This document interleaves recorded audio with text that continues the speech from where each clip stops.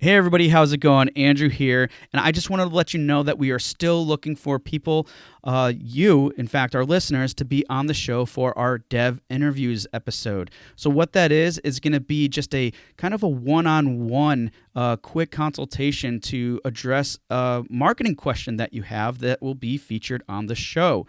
I already had some great conversations with other listeners that had a question.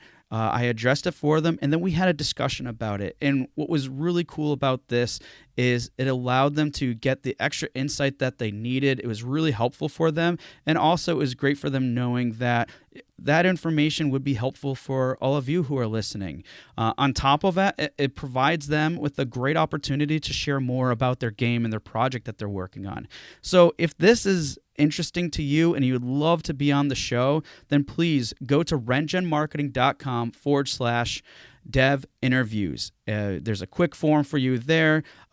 You ask your question, and then I'll get back, schedule a time, and we'll have our quick discussion, and then you could be featured on the show. So again, rengenmarketing.com/dev interviews.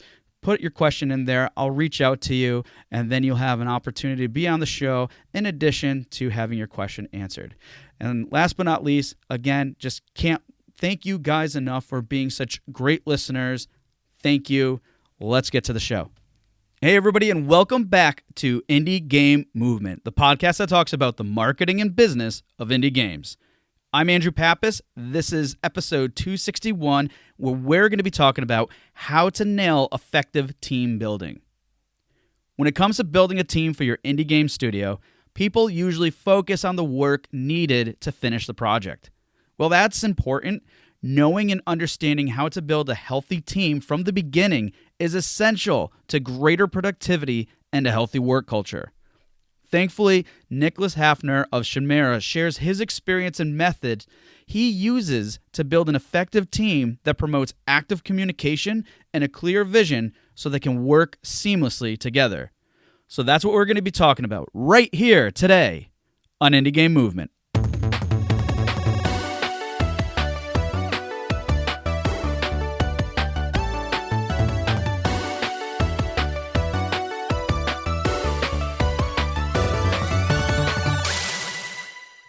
Hey everybody, and we're back, and today I have Nicolas with us today. And Nicolas, thank you so much for being on the show with us. I'm really excited to have you. Yeah, sure. Thanks for having me. It's great to be here. Yeah, awesome. Well, before we get into it, I just want to have you take a moment and share what exactly it is that you do for your studio, what your studio name is, the game that you're currently making, because that sounds really exciting too. I want to know everything that you do and what you're doing right now with your team. And also take a moment too to please provide a little bit of, things that you do in your spare time when you're not making games, because we'd love to know a little bit about that as well. Right, sure. Yeah, I can do that. Hi, I'm Nicolas. I'm the founder of ShinMera Games. It's a very new studio that just opened last year, almost a year ago to the day. So we're a very small team based in Switzerland, and as the founder, I get to wear a lot of hats, so do a lot of everything. But primarily, I'm acting as the director, the sole programmer on the team right now, and as an artist. Nice. I also do like community management and all of that fun stuff. Wow. Cool. Yeah, it's a lot to do. In my free time, I just like working on my own projects as well. Like outside of games, I work on a lot of open source code stuff. And I also like to draw a lot. So I try to do daily drawings, which I post on social media and stuff. So yeah, that's about it. Wow, that's really cool about the drawing aspect. And in fact, I myself started finding that too. Like as a kid, I always liked drawing, and then I never drew pretty much for the rest of my life. So just recently, I started getting into that. It's definitely a weird kind of creepy style. I'm not gonna lie, but at the same time, it's so nice just to have something different, a different form of creative outlet to kind of let your brain rest from everything else that you do.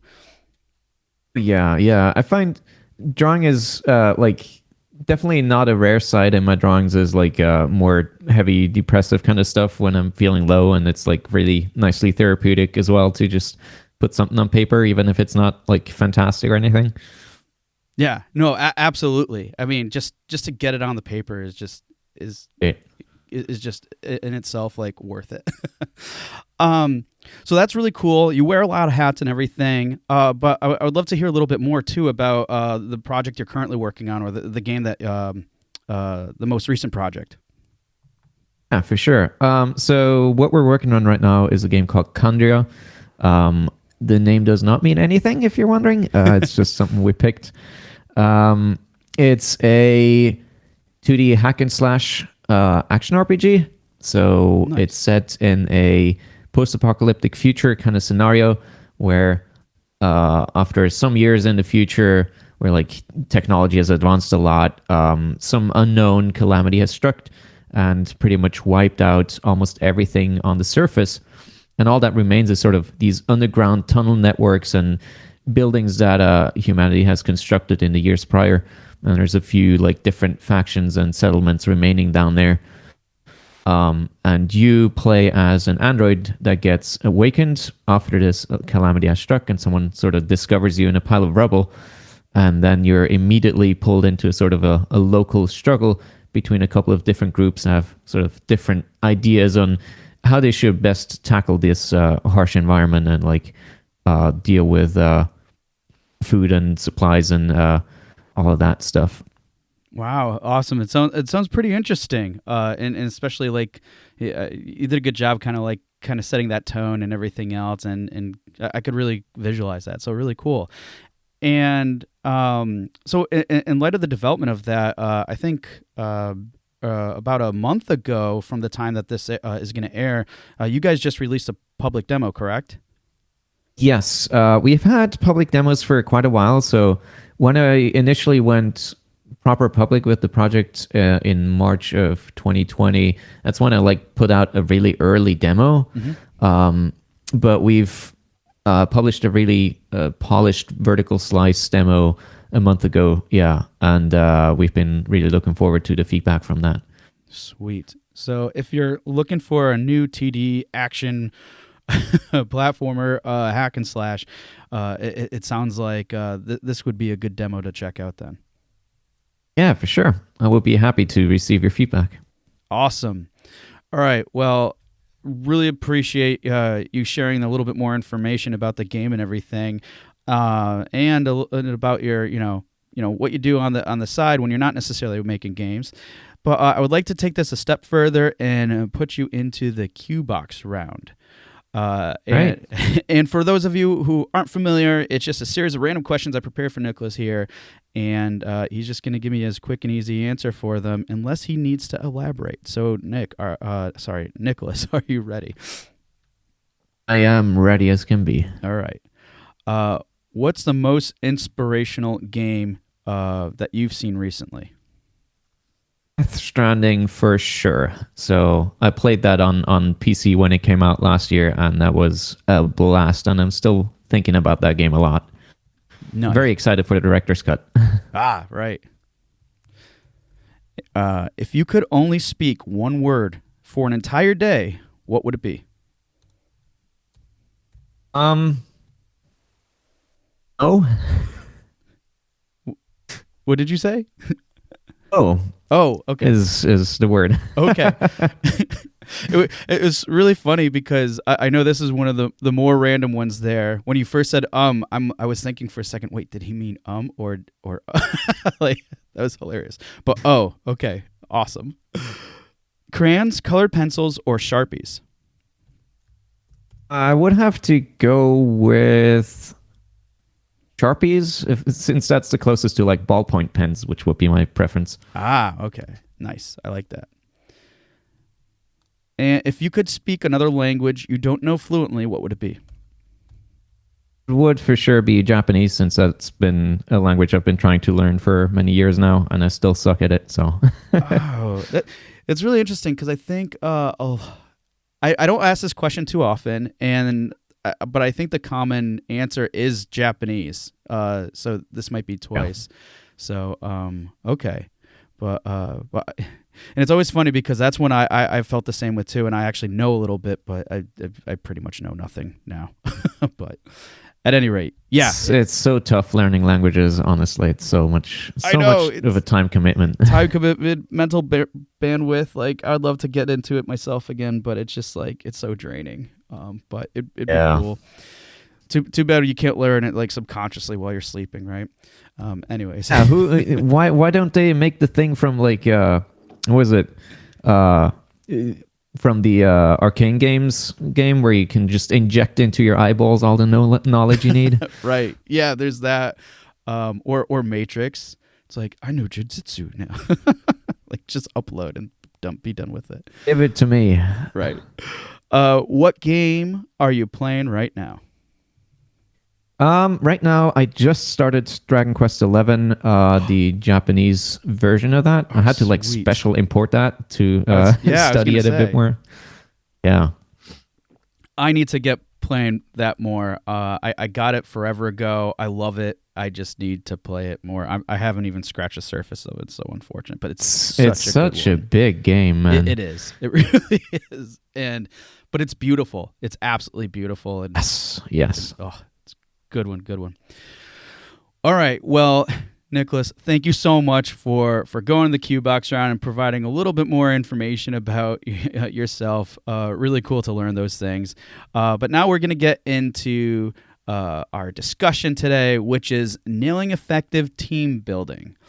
And this one I really like a lot. I know the subject has come up a couple times on the show, but in previous episodes. But I'm really excited to ask these questions too, because we're really going to go a little bit more in depth in terms of how that works with you and your team. And I also think it's really helpful too, because of the size that you guys are. You're not necessarily a big, huge team. So and I know the dynamics can be a bit different when you're working with smaller teams versus bigger teams. And also having that mindset in terms of how do you keep that going. So again, really excited to have this conversation with you. And to kick it off, I was just like wondering from your perspective and experience, when do you think it's the best time to start team building? So from my experience, I think it's important that you already know what you want. So this is, I feel like in general, like for creative works, it's very important to have a vision of what you want. Because if you're meandering around, that's just going to, even if you have team members, it's just going to pull everyone down and just like slow you down and make things miserable. But especially if you look for expanding your team and like increasing production, you really need to know what you're going for. So I feel like late pre-production or like once you want to start production in full, that's about like a good time to start expanding your team, where it's not like where you're not in full steam of production of like how everyone's geared up and working on things, but you already know where you want to go. So I think that will be the best time to really expand on things. Nice. So just, I mean, really having that vision ahead of time as probably as early as possible, and then making sure that starts to become implemented kind of like from the get-go. So as early as possible kind of sounds like it, and to be mindful of those things, because like you said, you don't want to start getting into full production being like, oh, I need to like have this team, because then a lot of the focus and attention is probably on development, and then it's like it sounds like a lot of those things on the team building aspect can probably potentially fall through the cracks, right? Yeah, that's like one of the very basic management mistakes that a lot of people make, where they think, oh, we just have like, with 2 people we can do this much, with 4 people we can do double that much, so let's just hire more people and then we can be twice as fast. But it's just like especially the initial months of when you have new people are going to be much slower, because you need to get them into the team, like get them acquainted, like make sure they're comfortable, make sure they know everything about the project, where you're going, that they read through like all the material you prepared and so forth. So it's going to take a lot of time out of the existing team members' schedules. So it's definitely not like a button to just make faster, and you need to be mindful of that. Yeah, definitely a very important thing to make note of, because like you said, it's like a lot of people will just look at it, if we have 2 more people, that's double the amount of work. Great. but it's a lot more to it than that for sure. So I want to kind of take this in a different direction because, team building, yes, we can all understand the importance of it. But I want to really emphasize in terms of in discussing what it takes to build a healthy team. Because it's one thing, and you kind of like set the tone right there a moment. It's one thing to build a team, like adding more people, but it's another thing to making that a healthy team. And kind of what does that look like? So the question I'm curious about is like, the idea of building of team building in itself, sounds great, right? But it can also take a lot of work, probably to some extent. So Yeah. what are some good ways you think to approach this so it doesn't become overwhelming? Because I'm sure that can happen too. Um, I feel like setting sort of I feel like there's two aspects to this team building thing, which is like one part of it is the hiring process. So things that you do before you even have someone new confirmed on the team. Hmm. And the other part is like once they're actually on the team. So the first like week or 2 weeks, and then after that as well. So for me, hiring was most crucial part. I really looked for whether I liked the tone of the people and whether like I got along with them ahead of time already, and especially during the interviews, I mostly like I asked the standard questions and then like checked out their background and all of that stuff, and made sure that they were comfortable with everything from my side as well.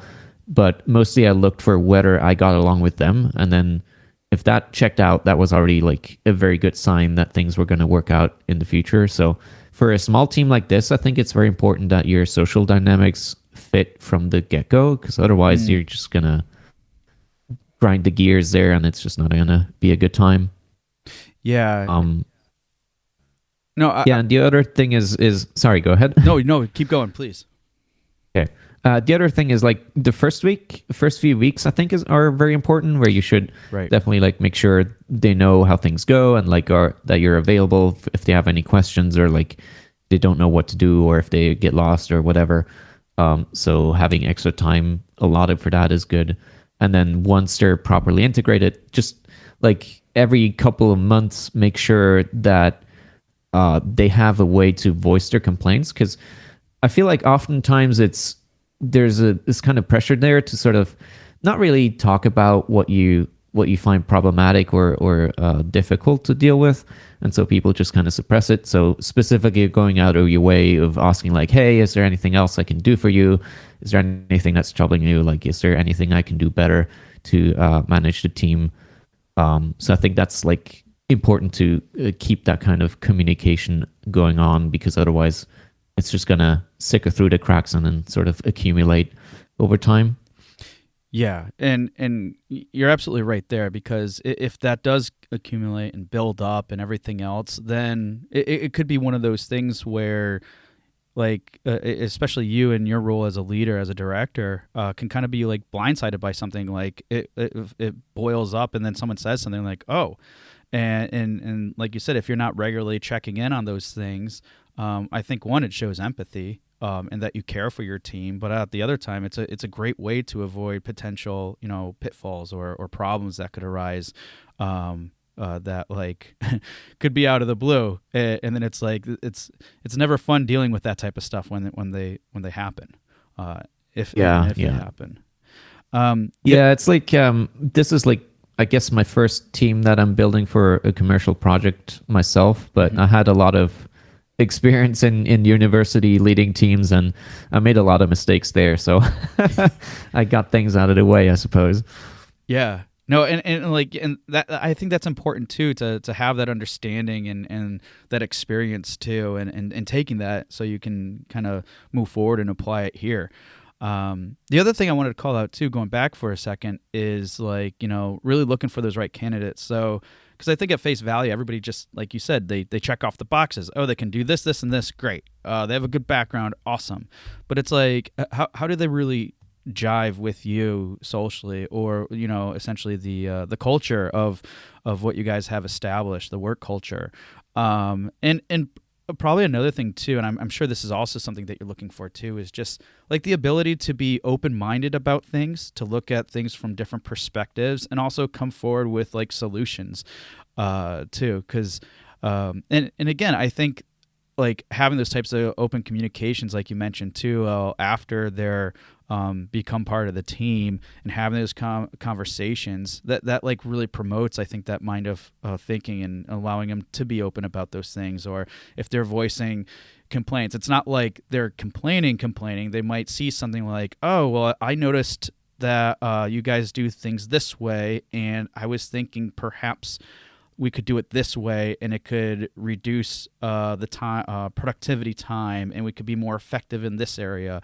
So it's just really funny how like those two things, how you bucketed them, can really play into each other very well, moving forward and benefiting the team.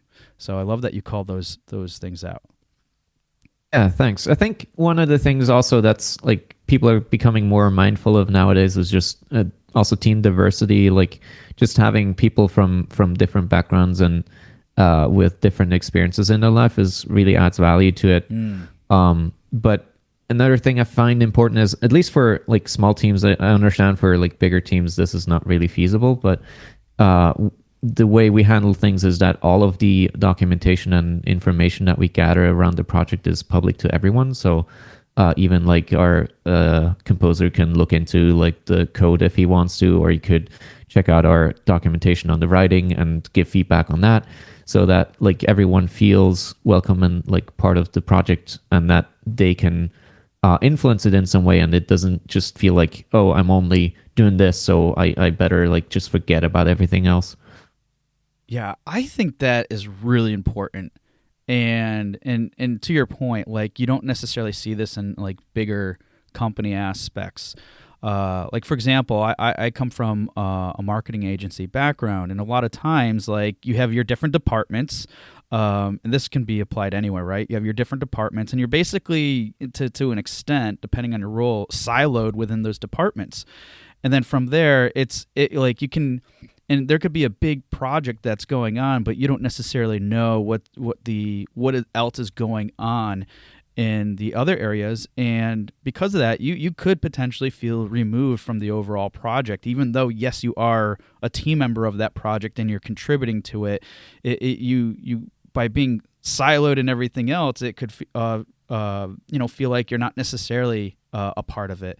And that could still probably easily carry over to even small projects. So I love that you keep those things open and transparent. So it's like, hey, look, we know this is your job. We're not asking you to do all these other things. We're just saying if you're curious, you want to know more, you want to be involved, or to whatever extent that's reasonable, it's open. You have the means to do that. Like the example you said, like even the composer could check out the code if they want to. Why not? Right? So I absolutely love that, because again, it's really a way of being more inclusive with your team, and really showing, instead of telling them, that they are a part of this whole entire project, not just their contribution. Yeah, for sure. I mean, I appreciate that like the difficulties in teams where you have actual departments and stuff are difficult, because then you get into sort of a communication and information overflow if like Yes. too many people suggest things from all over the place. But I feel like that's what you have managers for at that point. Like those people are there to basically handle that, and they should figure it out. Yeah, no, agreed. Like, because with anything, the dynamics can like really change depending on size and everything else, of course. But still, I think what typically happens, and what it sounds like you're very aware of, is we can all get super caught up in the work that we're doing, and by doing that and by being so focused there, we generally, as people, as human beings, we'll forget about, hey, there's more to this than just what I'm doing.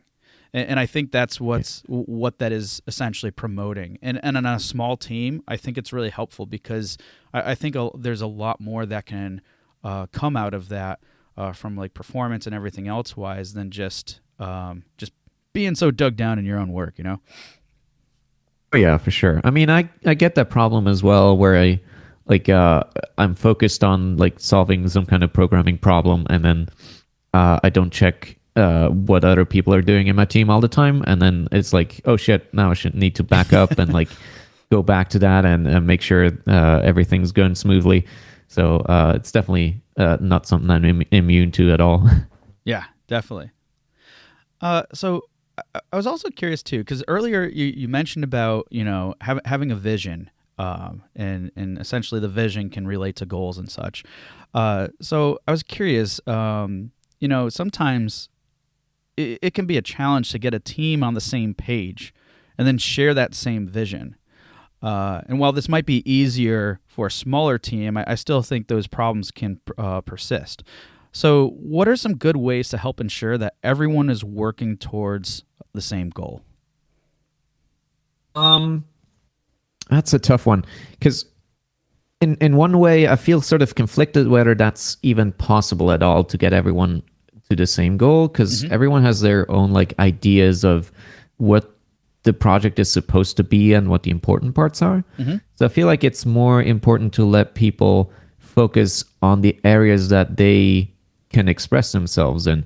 So, for instance, let's say you have an artist and they really like drawing like technical computery things, like machines and whatever.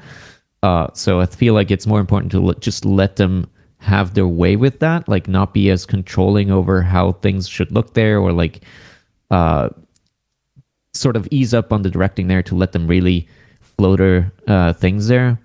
Or if you have like a writer that's really good on dialogue, just let them do that and just sort of provide hints instead of rigorous direction.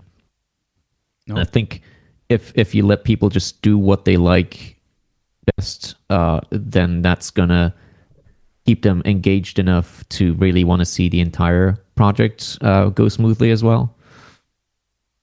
Yeah, I like how you approach that too, because I got this idea of this question from I think just a lot of like business books that I read and things, right?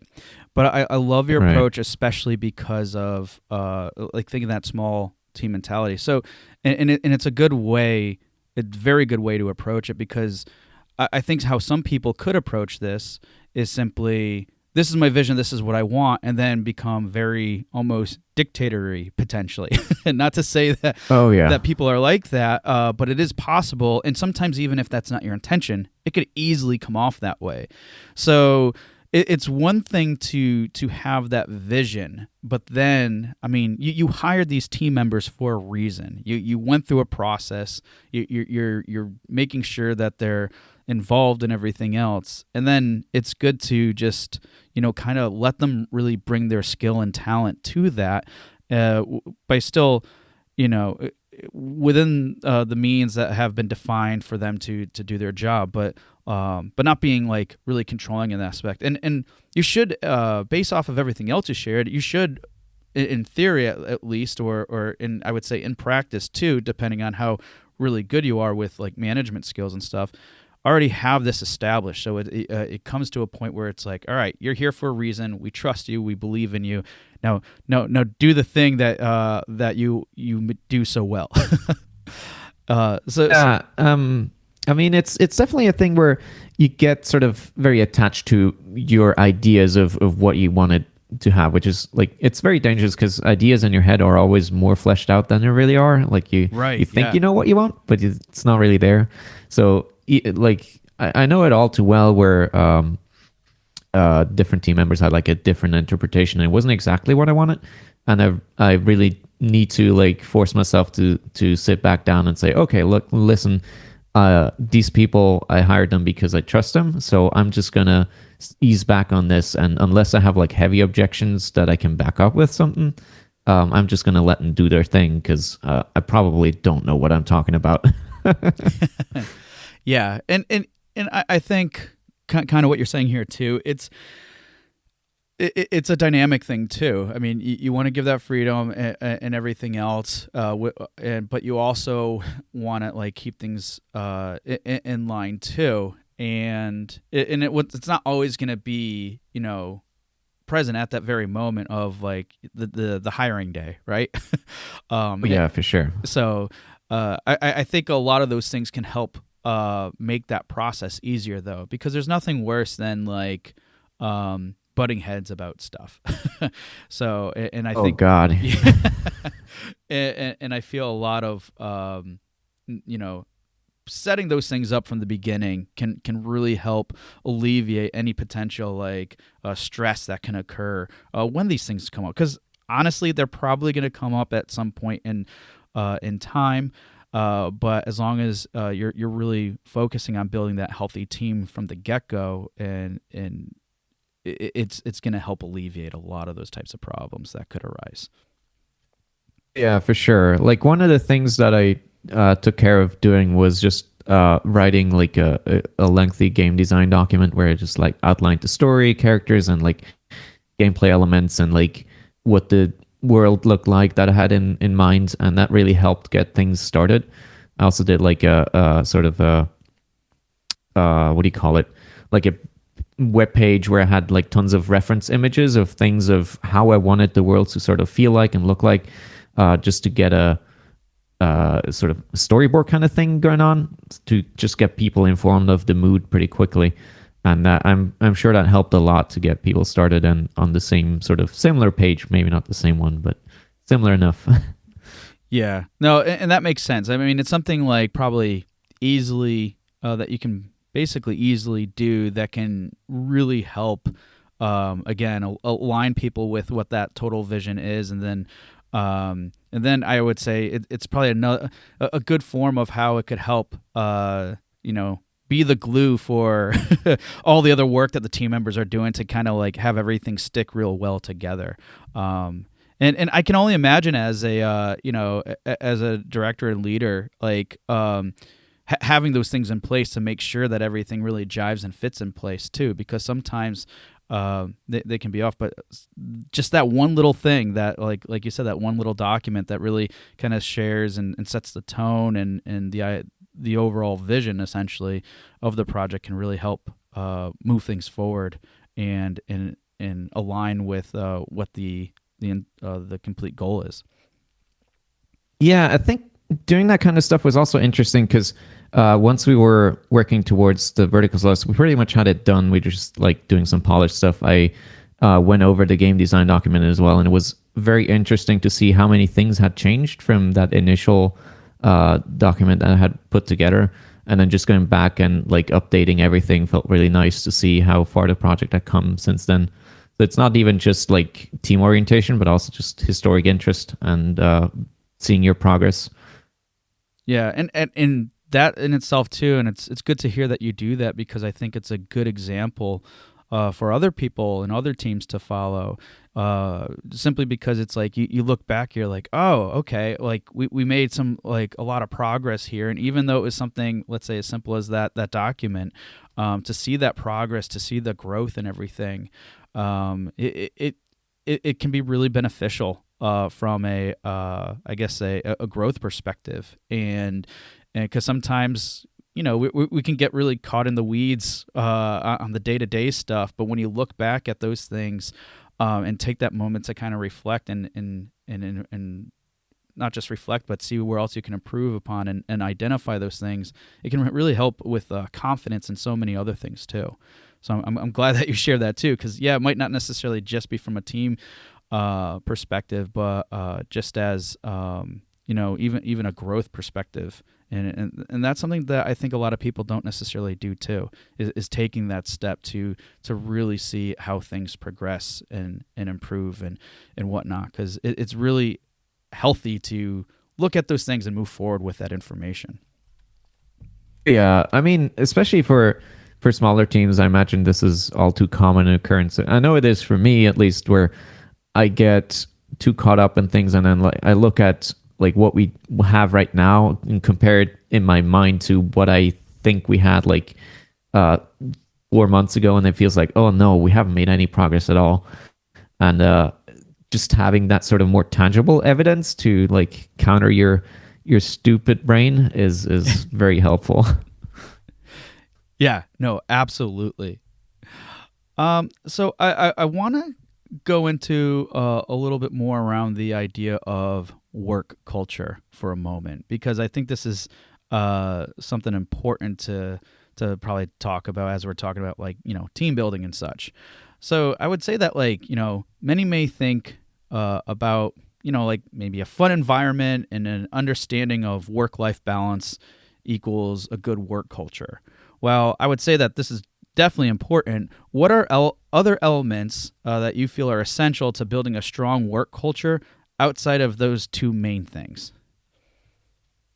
Um, well, I mean, like work-life balance is pretty much touches everything. So I think it comes down to that the most. But like one part that I found very important, at least for most of the team members, was also to just like do stuff outside of work as well. So like Okay. we chat about what's going on with us, and we occasionally we play like Smash Brothers together or Mario Kart or something like that. Sweet. So that's just having things to connect to each other with outside of work is, I think, very important to just not have. I feel like with people that I only work with professionally, I have a sort of a mental barrier there where I don't feel comfortable talking about certain things. Mm-hmm. So removing that kind of barrier definitely forges more of a connection and more of a like a tangible friendship, I suppose, than uh, just a work relationship, and that really helps keep things together as well. Mm. Yeah, I like that too, because, like, I agree. Like, I've heard people in those situations too, just from different work environments too, where they've, friends of mine, they worked in an environment, and then and when they talk about like some of the people there, not that they're bad or anything else like that, but it's just like they don't see themselves associating with them outside of work, and I think the main reason, it wasn't because of those individuals as a whole. It was more of basically the environment and how it was created, to the point where that environment didn't promote the idea of how else they could engage and interact with other people. And if you think about it, just if people really feel that way in their work environment and everything, it's not to say it's bad, but it's not necessarily healthy to really like healthy in general. At least that would be my take on it. So I like that. And plus the things that you mentioned were just kind of like small, simple things that I think can really have an impact. And because if people are feeling that reserved within a capacity of, I can only associate or talk with this person at work in a professional environment, and then outside of that, then I think it it limits the level of communication that teams can have with each other. Yeah, for sure. I just wanted to add though, like one thing that like I've seen in the tech space, a lot of companies where they have like some kind of pep talk of, oh, we're all just a big happy family here, or like on their hiring papers they have like, be part of our family or something like that. And I don't think that's not it at all, because that's very different from just being buddies and hanging out. Like I think the distinction between work and leisure is very important still. So like, Yeah. sure, you should have a connection to your coworkers outside of work, but the outside of work part is like important. So it's not that work becomes your family. It should be like your family becomes work as well, sort of kind of thing. Yeah, yeah, because you're right. Because I think sometimes those distinctions, or those things that we see from, like you say, in the tech company, it's just, I don't know. It just, I think for some people it can kind of be off-putting to a degree when they're trying to do that. But it's but at the same time, I think their intentions are pure and mean well. So yeah, it's one of those things that I think can be a little bit tough from that perspective, to kind of like nail it down. But again, so I guess the best way of saying it is, I mean, you said it best, really, but to not be nail any of those things too down, or be, I would say, too overbearing with that ideology of oh, our join our family here, like type of stuff. Yeah, I mean, maybe I'm just very cynical, but there's also a very like sort of calculative and dark side to that, where they want you to be so comfortable at work that you just don't stop working, right? Yes. And I Yep. think that's another thing that's very dangerous, and people need to watch out for. So like one of the things that I'm trying to be very strict about is overtime. So even if people are just like, oh, I'm working a bit overtime to do like this thing, and I'm like, can you not?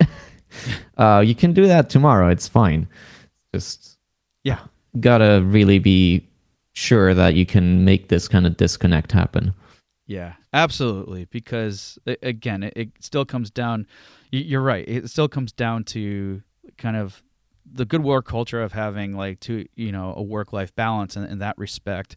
But when people start bleeding that into that, and especially if it's from like the mindset where, and it's really hard to like determine this, but you're right, in the tech industry, and there's a bunch of others too that they'll make that the case where, but your family, and it's okay to put more time into your family, right?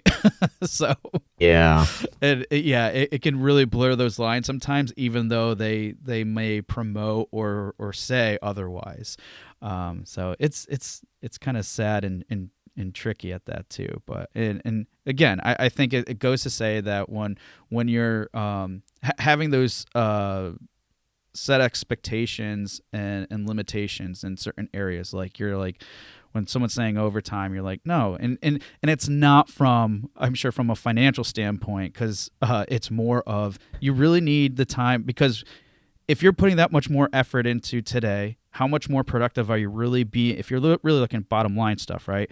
How much more effective or productive are you being by putting X number many of hours in overtime? If you're working well beyond the working day, you're going to be tired. You're going to come in the next day tired. If you're putting more overtime, then the quality of work and the effectiveness of it is actually deteriorating. So basically, from a bottom lines number, I may be getting less quality work from you, but also for your health and well-being, you're not going to be. I wouldn't want you to be feeling that way either. So it's like a lose-lose in that case. So it's good to have those limitations set. Yeah. Definitely. Yeah. I mean, even for myself, I think probably my average productive hours during a day are maybe like 5 hours or maybe 6 on a very good day.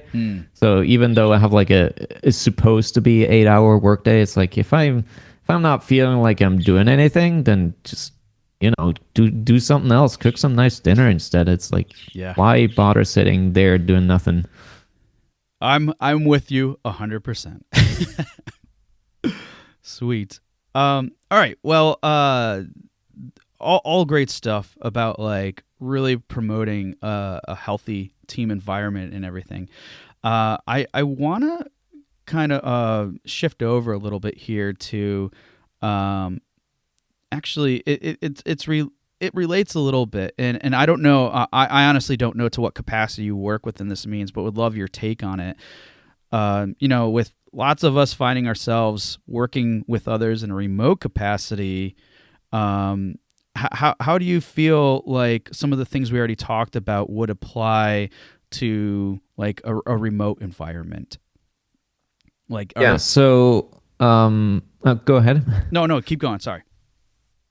My team is fully remote, so everyone's living somewhere else. And we haven't had any physical meetings yet.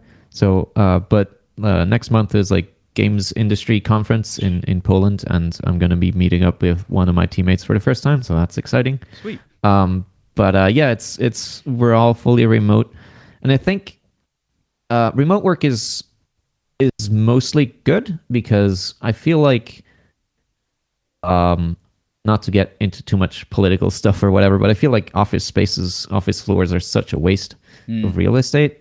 That and especially like the commute hours, like if you work 8 hours a day and then you have another 2 hours of commute, like what do you have left of yourself? You still need to like cook and clean and all that. Yeah, and if that you have sounds families, crazy. you could potentially never see your kids really. Oh yeah, too much of that. But yeah, I feel like for those parts, like working from home is great, and the problem is more like again with the kind of disconnect. Like Yes. if people are working for remote, you definitely need to be stricter, even more strict on like making sure people actually leave and use their time, and make sure they don't just hang around on the computer for too long. Uh, so that's like I feel like the biggest challenge there isn't really getting people to work, but getting people to stop working.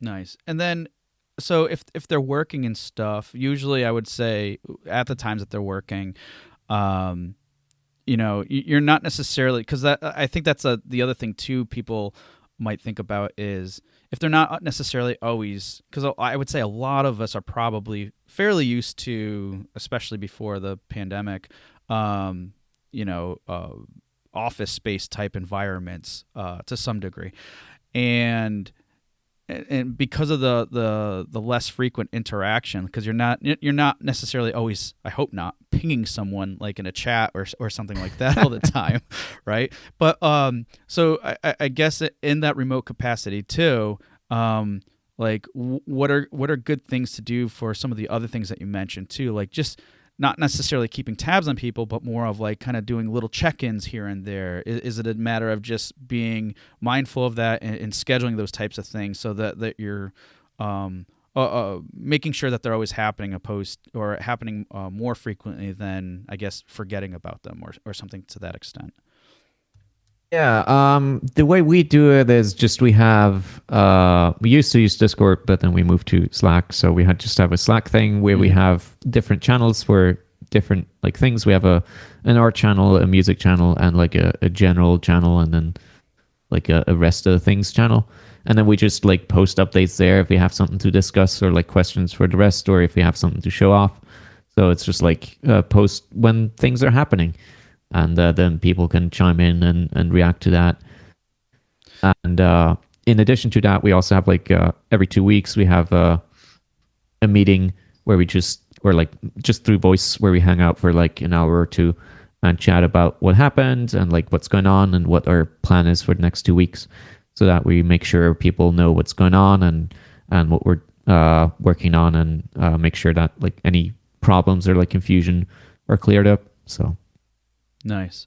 Yeah, and I like that too, especially in those like those tools you mentioned, Slack or Discord, because it's also one of those things too where um, you can post some stuff there too, and of course there's other channels if there's something like an emergency, which I would hope are for most people are very limited. There shouldn't be too many emergencies. If there are, that's saying.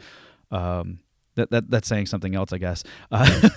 But because of these channel of communications, it's like they're and people will check in, but it gives it a little bit more flexibility. It's like okay, where there's less distractions, right? So you can check in when you're able to and everything, opposed to being in a work environment, in an office environment rather, where someone, oh, it's on my mind, I'm passing by, I'm going to go in and see how they're doing and ask them this question, because then it's like that could oh be very yeah, distracting. And I know for a fact I always hated that being in an office oh where yeah. it just come on. So That's why like most people wear headphones and just don't listen to anything in the office because yeah. it's just too distracting. You can't focus on anything. And yeah, I think like personally, I grew up with like IRC and stuff like that. So I'm very used to sort of the asynchronous kind of communication where you post something into a channel and then you just wait for a while until someone replies or pings you or something like that. Yep. But I can see how people that are used to the office kind of thing can struggle with that, and I think it's more just a thing to get used to. Um, it does suck for if you have like a real emergency, um, but there are ways around that. Like usually, you could like either call them on the phone if it's really important, but we haven't really had that yet. I think one thing that's easy to overstate is just the importance of something. Like, even if it's like, I don't know, I just got an email of something weird and scary. It's like, whatever, just post about it. And then if it doesn't happen until tomorrow, it's not that big of a deal, you know? Like, I don't know, aside from medical problems, I don't think anything is that important that it needs resolving within minutes. Yeah. No, I'm with you there 100%. And plus, it's just not a healthy environment if there's always different types of emergencies happening. Because Yeah, it's I mean, if you got the alarm bells on all the time, I don't know, you got bigger problems. exactly. All right, cool. I want to shift things a little bit and talk just real quickly a little bit more about communication and leadership. So, clearly we identified that communication is definitely important to really build an effective and healthy team. So, what are some? You mentioned about like some occasional check-ins and stuff, but what are other steps that you would recommend that can really or to help promote active and open communication, especially let's say for new team members that might not be as open as you would like them to be? Um, I feel like setting a good example is like very important. So like that's the base level almost. So like make sure that you post about what you're doing and like what's going on, and about like make sure that if you have something exciting to share, you actually do share it. And then the other thing is like actually engaging with people. Like if you just write things only and never reply to anyone else, and people are going to notice that and are going to be like, well, what's the point if nobody ever gets back to me, you know? Yeah. So that's like actual engagement is very important to make people feel welcome. Um, and the other thing is just like if you don't hear anything from someone, like you agreed, oh, you know, we said you were going to work on that, and I haven't seen it. Like, what's going on? Do you have a problem? Can I help? That usually really clears things up, especially just not being accusatory. Like that's very important. Like making sure that you're not putting the blame on anyone for like not being there in time, but more assume that people are doing the good thing, or they're trying to do the good thing, and something else came up, and like now you need to help and step in and like make sure they're doing their thing and they can do it. So that's, I think, very important. Awesome. Yeah, definitely good points, and like just I think the main thing is really setting that example. In fact, if I remember correctly, and if you haven't read this, you should. And same goes to everybody else listening today.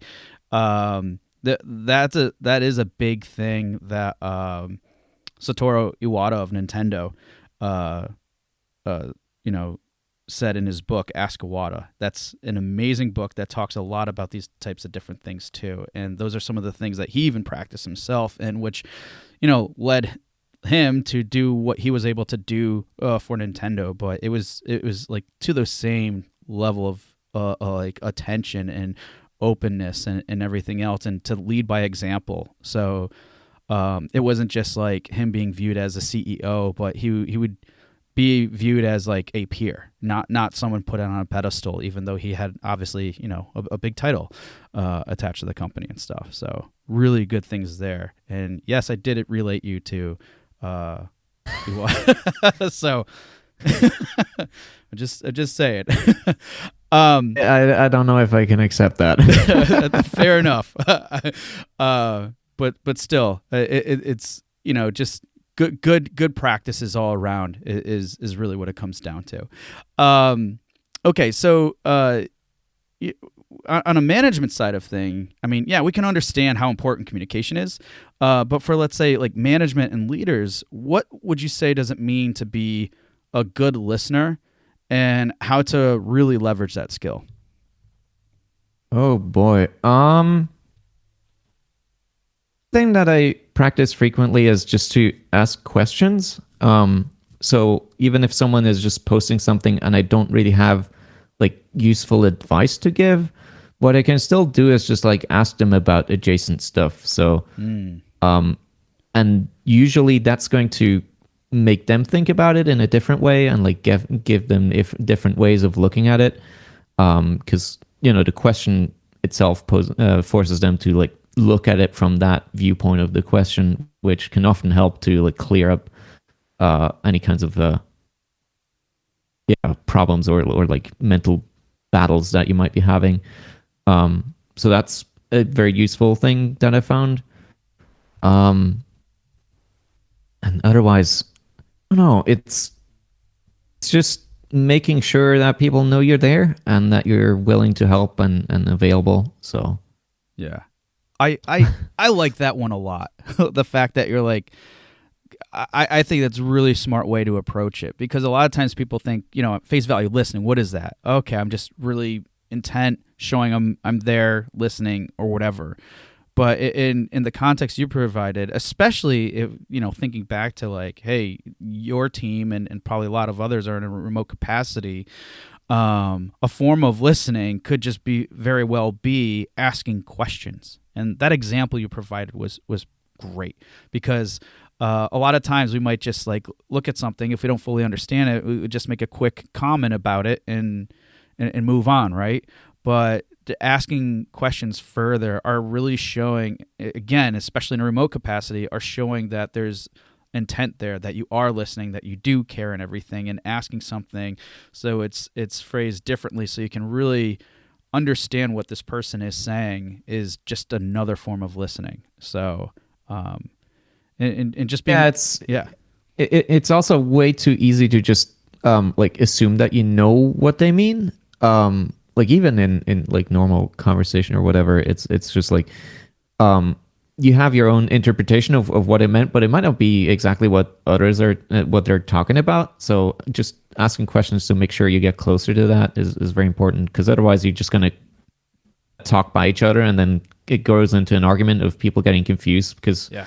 they think the other one is understanding, but they're really not. So Yeah, and I think part of the problem that some people might face when it comes to, and I can be like this too sometimes, is they're afraid to ask questions because it could be they don't want to make the other person, let's say, lack of better words, look stupid, or they themselves don't want to look stupid. So by asking the questions, it's really to help promote clarity, but again, also have that clear understanding and being a good listener. So, yeah, I like that a lot. All right. Before we get to close here, I want to talk about lessons learned, because I'm sure you still learned a lot of lessons oh yeah. throughout team building and everything. And and this one's one I don't think a lot of people think about, and I love your input on this too. So like team building is often looked at from basically like an internal perspective or viewpoint, right? But when properly implemented, how do you think that how you build your team and how you build a healthy team has a residual effect on the studio's or project's community? And I'm talking about like, fans, people who are following you, that type of thing. Yeah. So one of the things that I made sure to always ask during the interviews with new hires was to ask whether they're comfortable talking to the community at times. Because one of the things I do is I have a mailing list where we post weekly updates on what we're doing. And I allow each of the team members to like write a short blurb about what they're doing and their input on stuff. So if they want, they can like provide that there. But I also wanted to make sure that if fans did have like questions specifically about some aspect of it, that the team member would be there to be able to provide a better answer, because I certainly don't know anything about composing. So it would be weird for me to try and answer that question. So definitely also having a team that's like more approachable and more there for fans, I think is important, because it makes it feel more real and more like an actual tangible thing, and it creates a sort of a human connection that leaves more of a lasting impression than having sort of an amorphous entity that just sits there and makes things somehow. Yeah, I like that too, and plus to that level of degree where of involvement, I think it says a lot about the team and how it reflects really I would assume I definitely would believe and have seen it that it reflects very positively for the fans, for your followers and stuff, where it's not just like the same person always talking about the same thing, but you're actually getting it from individual team members, and to see them like And it's not to say just like a single voice coming forward with the different things is bad or anything, of course, but I think it just gives it another level of transparency that you may not typically see with studios, especially like larger ones, right? But even if they do like a featured section from someone from a department or things like that, that's cool. But again, I don't think you see that that same, I guess, level of attention and transparency. Not always, anyways. I'm sure others are doing it. So that I like that a lot. How and also positioning everybody to be aware of, or at least asking the question, are you okay with talking to the community? And then setting those expectations too. It's like, we're not looking for you to do this, but it's more along these lines. And again, it just goes back into, I think, that whole process you outlined before, and how it can really impact not just the healthy team, but also being confident and really standing out among your community and among the greater community too, and how a studio can be represented outside of just simply making a game, but they're just bringing that whole extra level of things to it, and that's important for fans and people who are following games too, for sure. I feel like for like larger, especially AAA studios and where there's hundreds or thousands of people involved, it would be very difficult to make that happen. Yes. And I think also like part of this being sort of an almost anonymized entity is one of the reasons why people get very skewed expectations of like what they can demand from a studio, and then when like a game gets backlash, it's like really hard as an employee to like see all this shit being thrown at you, even though it's not directed at you personally because you poured so much work into it. It's like, how do you deal with that? That's, yeah, I don't know. I don't have an answer for that one. Yeah, no, you're absolutely right. Because again, those dynamics change and stuff, and I'm sure there's a whole topic that could discuss like dealing with that and everything else. But it's always a challenge though. When you get the haters, I mean, there's ways to make some of into some of them as fans, if you have the empathy and understanding of where they may be coming from, and you also just have the ability to ignore them, and sometimes that's a strategy too, depending on how things fly. But yeah, you're absolutely right, that can be a challenge too. But you know, I still think to at least from a small scale and how we're and what we're discussing about today, taking those approaches are good, because if you think about it, what's more of the norm?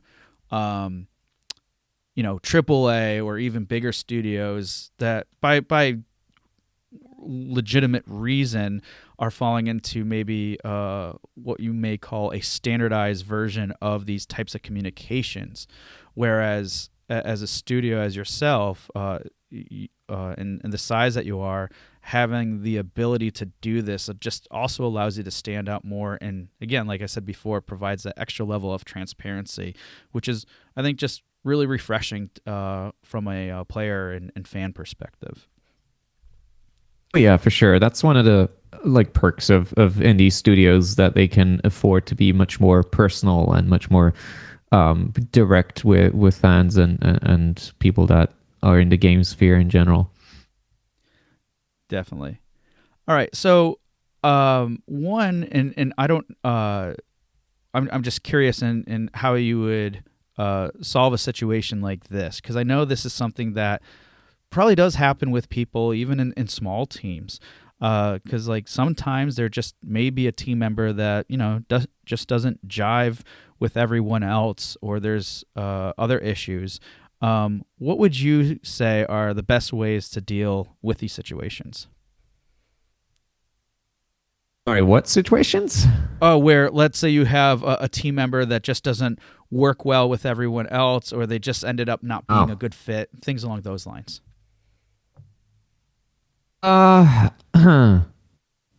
That's really tough. First part, I suppose, would be figuring out or trying to figure out why they're not fitting in. So I suppose it comes back to like asking questions, but even that can be troublesome if they themselves feel like they're not part of the team. So So I'm not sure. That's really tough. It's just like if you can't establish that things are welcoming and things are like working well, and you can iron out smaller differences over time. If you have that much of a schism going on, I don't know how you could rectify that or deal with that aside from like, I don't know, parting ways at some point. Yeah. So it almost sounds like too then, and I know I was asking strictly from your experience and or how you would deal in that situation.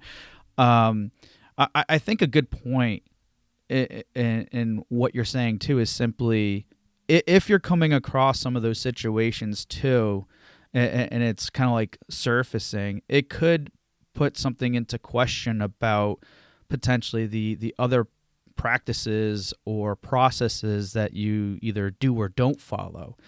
And so asking questions, if it comes to that point, asking questions and trying to get to the bottom of it and making those determinations, obviously I would say, yeah, definitely the right direction to go at that moment in time. But then it's probably also important too, if anybody out there comes across or is facing those, it might be one of those things where you're just reevaluating yourself as a company. Like, are you hitting on those points that we discussed earlier, in terms of really doing everything you can to build that uh, healthy team environment? Are you having those check-ins? Are you really showing that you're listening? And if you're not necessarily like kind of hitting all those marks, that could be an explanation in terms of why these situations may arise. So I can understand with some of your hesitancy with coming forward with an answer, because in your mind, from what we discussed, it's like, well, I already have these things in place, so until they happen, I really can't say necessarily anything that much more detailed about it. So Yeah, I that's what mean, my take would be. it's did have I did have in the past like problems with team members where it just didn't work out. But those were not situations where I was like in any ability to do something about it. We were just stuck working together. Hmm. And so there, in that kind of situation, it's very different because then you're just gonna try and make do with what you have. Mm. Versus if you're actually like in a sort of management position, you do have the ability to do something about it and like try to restructure things. So it's a very delicate balance. And I think Yeah. at that point, what's important to remember is that um, it doesn't necessarily always have to work out. Like at some point, there just is a divide there that isn't worth trying to reconcile. And at that point, it's just better to try and go your separate ways. Like it's just, yeah, I don't know. Yeah. Things just don't work out. Yeah. No. And again, it's those situations are always tough, but I think to your point, it's good to also recognize like, hey, yes, it might be a really tough situation. Yes, if it doesn't work out, what is this going to do for me or for the team moving forward? Is it going to cause some headaches and such? Of course, but at the same time, if what is the cost of that versus the cost of if let's say it forms some type of toxic environment or any number of different things that can come out of it, what could be like kind of do like a risk assessment, right? If it gets really to that point where you just have to go separate ways. Yeah.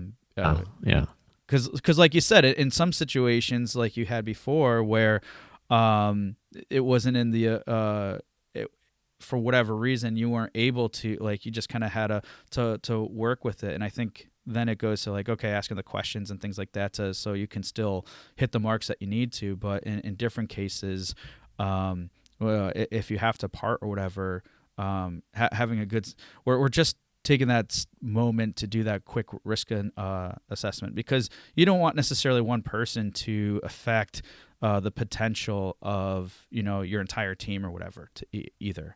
So yeah, but you're Yeah. right, it's Yeah. tough. It's always tough. All right. Cool. Well, I know I put you on the spot with that one, but I really appreciate like the all thought right. and process you went to answer that, and it is still like a good response to a difficult thing because I'm sure a lot of people would have those challenges, and it's hey, if we can provide some insight to help people if they ever come in these situations or anything that we're talking about today, I think that in itself is extremely valuable and helpful for everybody here. So, knowing that and talking about helpful stuff, as we close, are there any like out of everything we talked about today, are there any like 3 tips or suggestions that you would highly recommend based on our discussion today? Yeah, sure. I would say first of all, if you are in like a leading position, it's the onus is on you, so to speak. Like it's your job to make sure that people see you, that not only that you are open, but also people see you as actually open, and that they can talk to you and like speak freely and voice their concerns and have input on the project. But also, so I guess that will be like point one. Yep. But also just that you make sure as much as you can ahead of time that you do jive with people and that you get along and like work with together, not just as like a team that can do stuff, but also as people that can chat with each other and like share their own a piece of their own world, so to speak. And I suppose the last point would be to try and make sure that you are aware of yourself as well. And that's one of the toughest parts, like noticing when you yourself are like letting up on doing something like, oh shit, I noticed I didn't like check up on this enough, or like I promised to do this and I didn't do it. And like noticing that and owning up to it and like making sure everyone knows that you're trying to do a better job, even if you fucked up at one point. Like that's also very important. Yeah, I think like that's probably definitely a really good one too. Just basically showing humility and being humble in that respect, because it says a lot. And not only that, I think you'll get a lot more out of your team too, where it's like, oh look, I messed up and I know I did, because I think it can reduce any type of in most cases reduce a lot of tension that could have come out of those situations if there was any, right? Like when you call out to that stuff, they're like, okay, you know what? I make mistakes too, right? It's a lot more relatable and everything else. But of course, it's also important that if you call yourself on those things, to do something about it too, not just keep calling yourself out, because that just doesn't look good. All great points. I really appreciate you sharing those and super helpful. All right. So as we close here, Nicolas, again, can't thank you enough for being here. But before you leave, please share us. How can people find out more about Candria? Like, do you have a website and more about your studio, ShinMera? And is there a good way to reach out to you if people have questions, or just give us all the details and so people can learn more or get in contact with you? Right, time to hit those subscribe buttons, I guess. Yeah. Yeah, sure. Our game is Candria.com, so that's KANDRIA.com. That's our game. You can read the info there. You can subscribe to our mailing list, which will give you access to our new demo. Awesome. It has a trailer and Steam link and all of that fun stuff on there. About me personally, I'm ShinMera on pretty much everything. So if you see that username somewhere, that will be me. I have a website, shinmera.com. That's SHINMERA. You'll find links to most things there, as well as like things about me and what I do. There'll be an email contact there as well, but that's shinmera@tymoon.eu. And social media, like primarily I'm on Twitter, so twitter.com/ShinMera will be my primary contact. Yeah, but if you have questions, I'm always available and happy to answer anything. Awesome. Well, again, thank you very much for being on the show. And people, if you want to check out Candria, and go to the site, as he mentioned. It will be in the show notes, and click subscribe, and you'll get that link to the demo as well. So, Nicolas, thank you so much for being on the show and really sharing how to build healthy teams. I'm sure this is something that a lot of people are going to find very useful. So, again, appreciate your time here. Yeah, thanks a lot for having me. This was a lot of fun. I hope I had some useful input. Hey, everyone. Thank you for listening to another episode of Indie Game Movement. I'm Andrew Pappas, your host, and the show's producer is Mustafa Price. If you enjoy and value the show's content, you can support us even more by going to Patreon and visiting www.patreon.com/IGM podcast and select the tier that best suits your needs. Show notes for this episode can be found by visiting rengenmarketing.com, the number episode of the show. Rengen Marketing is a consulting marketing company that helps indie devs with their marketing efforts. Whether you need guidance with your game's marketing strategy or could use a free marketing plan template, then please visit www.rengenmarketing.com and take action. A special thanks to Dakota Saw for Season 2's opening theme and Melissa Gellis for the new logo design. And as always, thanks for being such great listeners, and we'll see you next time on Indie Game Movement.